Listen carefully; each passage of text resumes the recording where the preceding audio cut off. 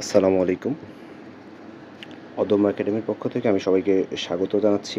আজকে আমরা যে বিষয়টা নিয়ে আলোচনা করব সেটা হচ্ছে রিসেন্টলি আমাদের খুলনা বিশ্ববিদ্যালয়ে বি ইউনিট অর্থাৎ সায়েন্স ইউনিটে একটা ভর্তি পরীক্ষা হয়ে গেছে।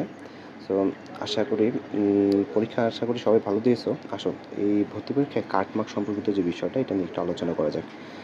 আমি বিষয়টিকে ২ ভাগে ভাগ করছি। প্রথম বিষয়টা হচ্ছে এখানে দেখো, এখানে হচ্ছে একটা এমসিকিউ পার্ট আর পরবর্তীতে এখানে আরেকটা পার্ট নিয়ে আলোচনা করছি। সেটা হচ্ছে রিটেন পার্ট। প্রথমে যদি এমসিকিউ পার্টের কথা জিজ্ঞেস বলতে যাই তাহলে যে বিষয়টা নিয়ে আলোচনা করতে হয় সেটা হচ্ছে ৩টা সাবজেক্ট। একটা হচ্ছে ফিজিক্স, আরেকটা হচ্ছে কেমিস্ট্রি এবং সর্বশেষ হচ্ছে ম্যাথ। আসলে ফিজিক্স নিয়ে আলোচনা করা যাক। ফিজিক্সের ক্ষেত্রে যে বিষয়টা হচ্ছে যারা বিশেষ করে ইঞ্জিনিয়ারিং প্রিপারেশন নিয়েছো তাদের ক্ষেত্রে আশা করি ফিজিক্সের যে বিষয়ের কনসেপ্টগুলো এই কনসেপ্টগুলো যদি ক্লিয়ার থাকে তাহলে আমি বলবো যে তারা মোটামুটি একটা ভালো অ্যান্সার করে আসতে পারছো। ফিজিক্সের ক্ষেত্রে যদি বলি বিষয়টা তাহলে ফিজিক্সের ক্ষেত্রে প্রথমে বলতে হয় যে যদি আমি এখানে ৩টা ক্যাটাগরিতে ভাগ করছি, অর্থাৎ অ্যাভারেজ স্টুডেন্ট, অ্যাভারেজ যারা পরীক্ষা দিয়েছে, তারপরে ভাগ করছে হচ্ছে মোটামুটি যারা একটু ভালো পরীক্ষা দিয়েছে এবং সর্বশেষ যেটা ভাগ করছে সেটা হচ্ছে যারা একদম ভালো পরীক্ষা দিয়েছো। অ্যাভারেজের কথা যদি বলতে যাই তাহলে এমসিকিউ যারা অ্যাভারেজ লেভেলে পরীক্ষা এক্সামটা দিয়েছো তাদের ক্ষেত্রে বলতে অ্যাভারেজ লেভেলে যারা এক্সাম দিয়েছে তারা হয়তো ৮ থেকে ১১টার মতো এমসিকিউ কারেক্ট করার পসিবিলিটি আছে নেগেটিভ মার্ক সহ। অন দি আদার হ্যান্ড আমি যদি বলি যে যারা মোটামুটি একটু ভালো এক্সাম দিয়েছো, যারা একটু যাদের ভার্সিটি প্রিপারেশন ছিল বা ইঞ্জিনিয়ারিং বেসড একটু প্রিপারেশন ছিল তারা ইনশাল্লাহ ১২ থেকে ১৫ মার্ক ইনশাল্লাহ কভার করার পসিবিলিটি রাখছো। অন দি আদার হ্যান্ড যদি সর্বশেষ যে বিষয়টা বলি যারা একদম ভালো পরীক্ষা দিয়েছে, এই একদম ভালো পরীক্ষা দেওয়া যে লেভেল এই লেভেলের স্টুডেন্ট সংখ্যা আসলে অনেক কম। তারা হয়তো ১৮ বা ১৯টা এমসিকিউ কারেক্ট করার পসিবিলিটি রাখো। 20 মার্কস বা 20 মার্কসে আসলে 20 মার্কস অনেক রেয়ার সংখ্যক স্টুডেন্ট এটা পেয়ে থাকে। কারণ এটা যাদের একদম কনসেপ্টগুলো ফিজিক্সের একদমই ভালো, যারা হয়তো বুঝে বুঝে ম্যাথগুলো করতে পারে, যাদের প্রশ্ন দেখে একদম সূত্র মাথায় চলে আসে, তাদের ক্ষেত্রে হচ্ছে তারা হচ্ছে এই 20 মার্কসটা কভার করার পসিবিলিটি রাখো। এই হচ্ছে ফিজিক্সের বিষয়। অন দি আদার হ্যান্ড আমি যদি একটা বিষয় নিয়ে আলোচনা করি সেটা হচ্ছে কেমিস্ট্রি।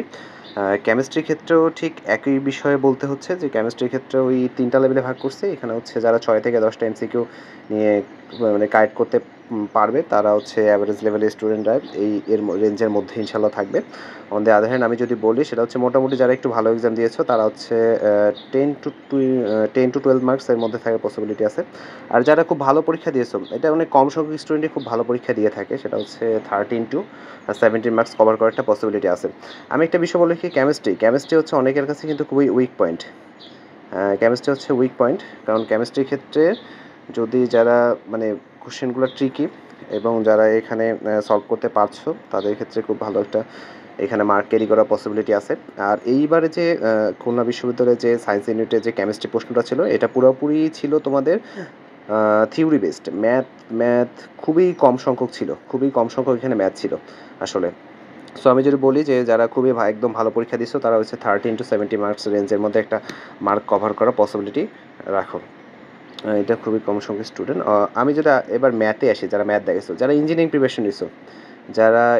প্রিপারেশন নিছো, তাদের ক্ষেত্রে বিষয়টা বলতে হয় যে তাদের ক্ষেত্রে যে ম্যাথ, তাদের ক্ষেত্রে যে বিষয়টা যে অনেক শর্ট টাইমের মধ্যে ভার্সিটিতে ম্যাথ করতে হয়। সো শর্টকাট ট্রিক্স আর তোমার প্র্যাকটিসের উপর ডিপেন্ড করে থাকে এই বিষয়টা। এখানেও ঠিক একইভাবে ভাগ করছে যে অ্যাভারেজ যারা আছে, যারা অ্যাভারেজ লেভেলে এক্সাম দিয়েছে ম্যাথ, তাদের ক্ষেত্রে হচ্ছে 8 to 10 মার্কস কভার করার একটা পসিবিলিটি আছে। অন দি আদার হ্যান্ড যারা ইঞ্জিনিয়ারিং প্রিপারেশন নিয়েছিল তারা যদি এই কোশ্চেনে এক্সাম দিয়ে থাকে তারা হয়তো 11 to 14 এই রেঞ্জের মধ্যে একটা মার্ক কভার করার পসিবিলিটি রাখে। আর যারা একদম ভালো পরীক্ষা দিয়েছো, যাদের প্রিপারেশন একদম ভালো ছিল, তাদের ক্ষেত্রে হচ্ছে 15 to 17 এই রেঞ্জের মধ্যে মার্কটা ক্যারি করার পসিবিলিটি রাখে। আমি এই যে এই মার্কগুলোর কথা বলতেছি একদম ভালো, এই সংখ্যক স্টুডেন্ট কিন্তু আসলে খুবই কম সংখ্যক স্টুডেন্টের মধ্যে ক্যারি করে থাকে। সো এমসিকিউ এর যদি অ্যাভারেজ একটা ফলাফলের কথা চিন্তা করি, এখানে আমি 3টা ভাগে সেম টু সেম 3টা ভাগে ভাগ করছি। সেটা হচ্ছে অ্যাভারেজ লেভেল, দেন হচ্ছে মোটামুটি লেভেলের স্টুডেন্ট, আর সর্বশেষ হচ্ছে কিছু সংখ্যক স্টুডেন্ট। দেখো এখানে যে মার্কগুলা যে রেঞ্জের মধ্যে দিয়েছে এর মধ্যে যদি চিন্তা করি তাহলে অ্যাভারেজ লেভেলে যারা এক্সাম দিয়েছে তাদের ক্ষেত্রে বিষয়টা যেটা হচ্ছে সেটা হলো তারা 28 marks totally physics chemistry math মিলে 28 মার্কস অথবা এর আশেপাশে একটা মার্ক কভার করার পসিবিলিটি রাখো। আর তারপরে যদি মোটামুটি লেভেলের যে স্টুডেন্ট যারা এক্সাম দিয়েছে তাদের ক্ষেত্রে যে বিষয়টা সেটা হচ্ছে 34 to 36 এই রেঞ্জের মধ্যে একটা মার্ক কভার করার পসিবিলিটি রাখে। আর কিছু সংখ্যক স্টুডেন্ট যারা একদম ভালো পরীক্ষা দিয়েছে তারা 40 to 45 মার্কস, আর এই মার্কগুলো কিন্তু নেগেটিভ মার্কিং সহ বলতেছি যে 40 to 45 মার্কস, এই মার্কটা কিন্তু খুব ভালো একটা মার্ক কভার করার ইয়াতে মানে কভার করার মতো একটা, সেটা হচ্ছে চান্স পাওয়ার মতো একটা খুব ভালো একটা মার্কস। আর কিছু সংখ্যক স্টুডেন্ট যারা বিশেষ করে টপ করে থাকে তাদের ক্ষেত্রে তাদের যে মার্কটা থাকবে সেটা হচ্ছে 48 to 50। টপ লেভেলে স্টুডেন্ট হচ্ছে তারা হচ্ছে যে প্রথম 50 থেকে প্রথম 100 জনের মধ্যে থাকে, তাদের মার্কস হচ্ছে এই যে 48 to 52 এই হিসাবে। সো এই ছিল হচ্ছে এমসিকিউ এর ক্ষেত্রে। অন দি আদার আমি যদি রিটেন বিষয়টা নিয়ে একটু আলোচনা করি, রিটেনের ক্ষেত্রে প্রথম যে প্রবলেম সেটা হচ্ছে তোমাদের এই আইসিটি বিষয়ক যে প্রবলেমটা, যে প্রবলেম সেটা হচ্ছে আইসিটি। কারণ কেন আইসিটির ক্ষেত্রে তোমাদের সব থেকে বেশি প্রবলেম হবে কেন, কারণ ফিজিক্স কেমিস্ট্রি সায়েন্সের স্টুডেন্ট যারা আছে তারা হচ্ছে ফিজিক্স কেমিস্ট্রি ম্যাথ এসব বিষয় করতে গেলে তাদের ক্ষেত্রে আইসিটি কভার আপ দেওয়াটা আসলে খুবই টাফ বা খুব কঠিন একটা হয়ে পড়ে। সো তারা কিন্তু অনেক মোস্ট অফ দ্য টাইম হচ্ছে এই আইসিটি বিষয়টা ধরে না। সো এবারে প্রশ্নে কিন্তু টয়েস কমপ্লিমেন্ট বা এই টাইপ কিছু মানে প্রোগ্রামিংয়ের কিছু এমসিকিউ বা রিটেন টাইপ কিছু কোশ্চেন দিছিল। সো এখানে একটু একটু মার্ক কমে যাওয়ার পসিবিলিটি আছে। আর একটা বিষয় হচ্ছে এটা শুধু তোমার একার প্রবলেম না, এটা মোস্ট অফ দি স্টুডেন্টের প্রবলেম। তোমরা যদি জাহাঙ্গীরনগরে পরীক্ষা দিতে যাও ওখানেও দেখবা যে বাংলা ইংলিশ বা আইসিটি কিছু এমসিকিউ দিয়ে থাকে। সো এখানে স্টুডেন্টদের একটু প্রবলেম হওয়ার পসিবিলিটি আছে। ফিজিক্সের ক্ষেত্রে যে বিষয়টা বলবো, ফিজিক্সের ক্ষেত্রে ম্যাথ কিন্তু আহামরি কঠিন ছিল না। যারা হচ্ছে বিশেষ করে ইঞ্জিনিয়ারিং প্রিপারেশন নিয়েছিল তাদের ক্ষেত্রে তো আই থিঙ্ক এখানে রিটেনটা ফিজিক্সের কভার আপ করা কোনো ব্যাপার হবে না। অন দি আদার হ্যান্ড আমি যদি শেষে বলি, এখানে একটা ম্যাথ ছিল সেটা হচ্ছে এই সরল দোলকের ম্যাথটা একটু পসিবিলিটি আছে সমস্যা হওয়ার ক্ষেত্রে বা প্রবলেম হওয়ার ক্ষেত্রে। তবে যাদের কনসেপ্ট ভালো, যাদের হচ্ছে প্রশ্ন দেখে তাদের থিওরি বা কনসেপ্টগুলো মাথায় চলে আসে, তাদের ক্ষেত্রে বলবো যে তারা হচ্ছে এই বিষয়গুলো মানে খুব সুন্দরভাবে কভার দেওয়ার পসিবিলিটি রাখো।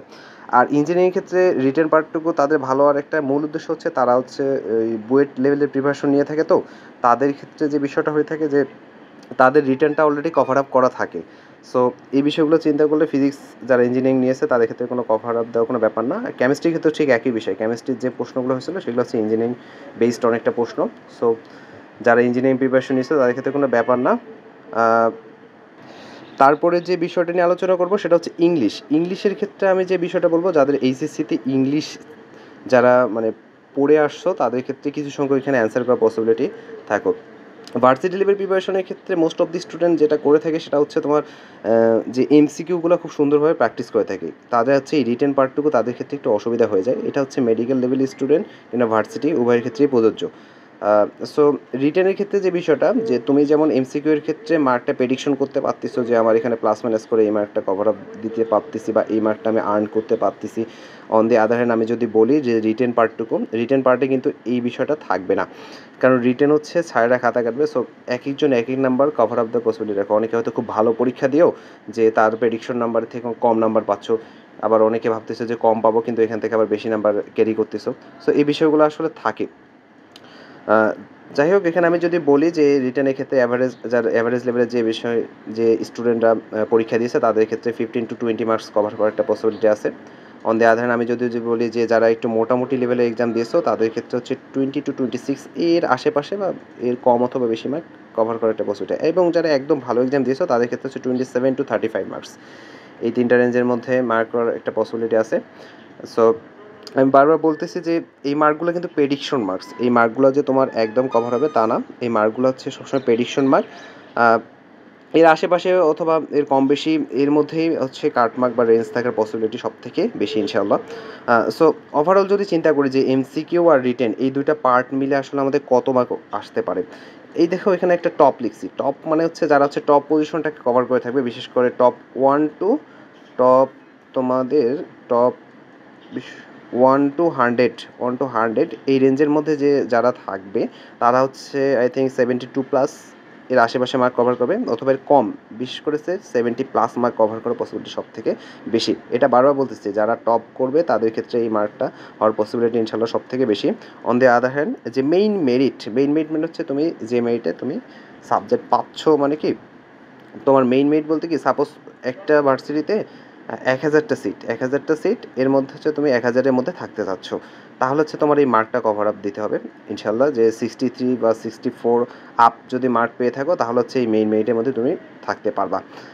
শেষে যেটা বিষয়টা সেটা হচ্ছে কাট মার্ক নিয়ে যদি একটা আলোচনা করি যে কাট মার্কের যে বিষয়টা, কাট মার্ক হতে পারে এবার 52 টু 53 এর কমও হতে পারে অথবা বেশি হতে পারে। তবে বেশি কম মানে এটা বিষয় না। তবে এই মার্কটা এবার কাটমার্ক হওয়ার পসিবিলিটি অনেক বেশি রয়েছে। আর যে সাবজেক্ট পেতে পারো ইনশাআল্লাহ যে মার্কটাতে ইনশাআল্লাহ সাবজেক্ট শেষ পর্যন্ত পেতে পারো সেটা হচ্ছে 54 প্লাস অথবা এর কম। বললাম যে এখানে 52 বা 53 এর মধ্যেই একটা মার্ক কভার অফ দেওয়ার পসিবিলিটি আছে।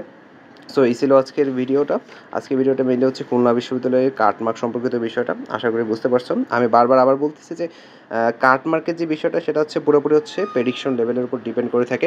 এর বেশি বা কম হয়ে থাকে যে বিষয়টা। সো ধন্যবাদ সবাইকে।